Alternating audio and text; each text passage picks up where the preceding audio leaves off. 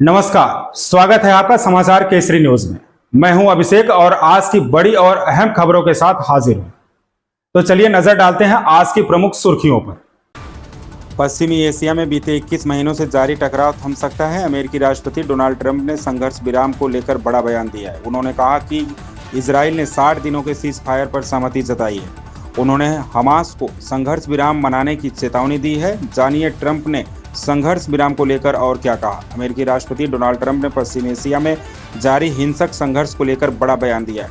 उन्होंने अपने social media handle truth social पर संघर्ष विराम होने की संभावनाओं के संकेत दिए हैं। ट्रंप ने कहा है कि इजराइल 60 दिनों का युद्ध विराम करने पर सहमत हो गया है।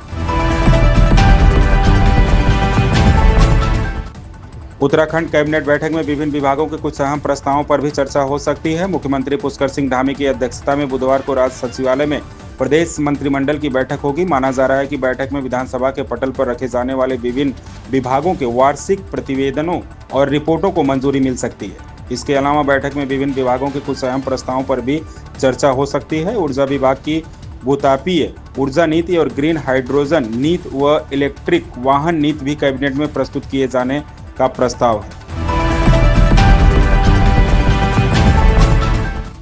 अमेरिकी राष्ट्रपति डोनाल्ड ट्रंप ने भारत के साथ व्यापार समझौते को लेकर बड़े संकेत दिए हैं। उन्होंने कहा है कि भारत के साथ बहुत कम टैरिफ पर अमेरिका समझौता कर सकता है। उन्होंने कहा कि यह अलग तरह की डील होगी। जानिए ट्रंप ने और क्या बातें कही। डोनाल्ड ट्रंप ने भारत के साथ व्यापार समझौते पर कहा है कि अमेरिका बहुत कम टैरिफ पर समझौता कर लेगा। उन्होंने कहा कि यह अलग तरह की डील होगी। समाचार एजेंसी ANI ने राइटर्स के हवाले से एक वीडियो जारी किया है। इसमें ट्रंप को व्यापार समझौते पर टिप्पणी करते देखा गया है।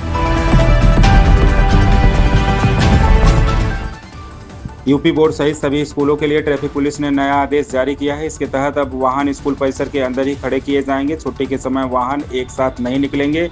आगरा के MG रोड पर मेट्रो का कार्य चल रहा है।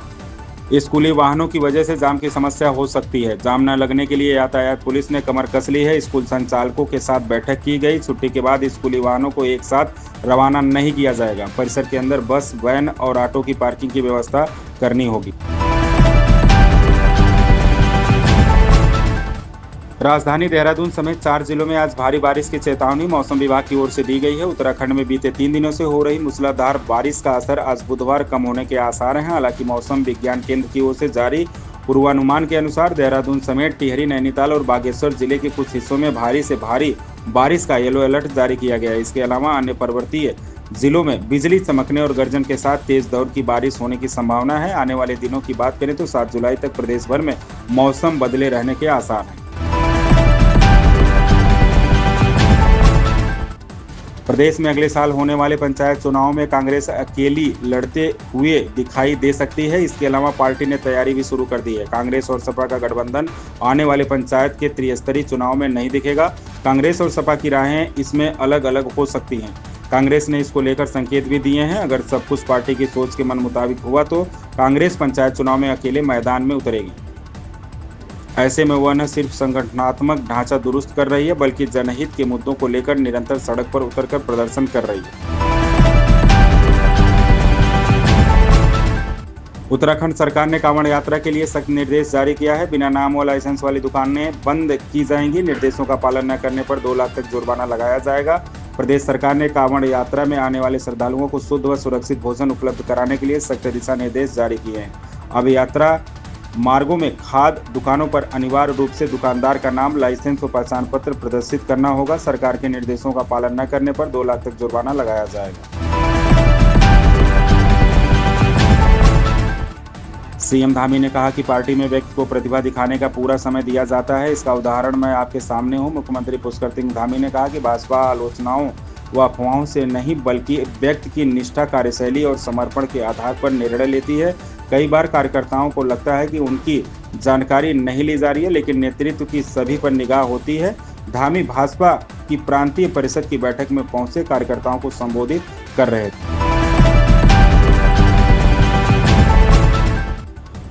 सोने के अवैध कारोबार से हर महीने 15 से 20 करोड़ की कमाई की जा रही है। इससे सरकार को बड़े पैमाने पर राजस्व का नुकसान हो रहा है। विशेषज्ञों का कहना है कि तस्करी के सोने की शुद्धता 99.9% होती है।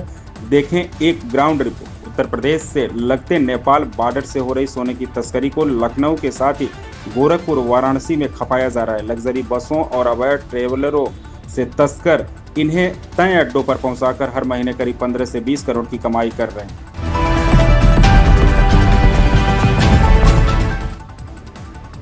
आगरा के शाहगंज, अर्जुन नगर, बोदला कलेक्ट्रेट की ओर दिन में बारिश हुई, वहीं रात में सिकंदरा, खांदरी, पश्चिमपुरी, भगवान टाकीज की ओर बादल बरसे। जुलाई के पहले दिन मौसम के दो रंग देखने को मिले। सुबह आधे शहर में बारिश हुई तो आधे शहर के लोग तरसते रहे, जबकि रात में 9 बजे बाकी आधे शहर में बारिश हुई। सुबह शाहगंज, अर्जुन नगर, बोदला आदि की ओर बारिश में लोग भीगे तो रात में सिकंदरा, गुरु का ताल, खंदारी, पश्चिमपुरी, भगवान टाकीज आदि क्षेत्रों में बारिश दर्ज की गई। मौसम विभाग के मुताबिक बुधवार को भी बारिश के आसार रहेंगे। तो ये थी आज की प्रमुख खबरें। अधिक जानकारी और ताजा अपडेट्स के लिए जुड़े रहिए समाचार केसरी के साथ। मैं हूं अभिषेक, दीजिए इजाजत। नमस्कार और शुभकामनाएं आपके दिन के लिए।